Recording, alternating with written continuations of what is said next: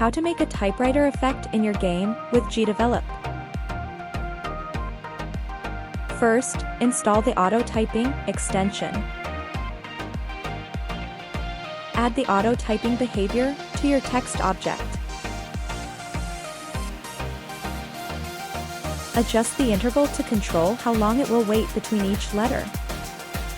Create an event to play a sound every time a new letter is displayed.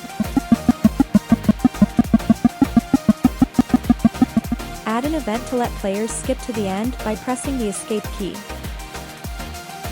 This effect looks great in visual novels, or any game with talking characters. Hey, come back here. With GDevelop, you can create games for free. GDevelop. Make games, not code.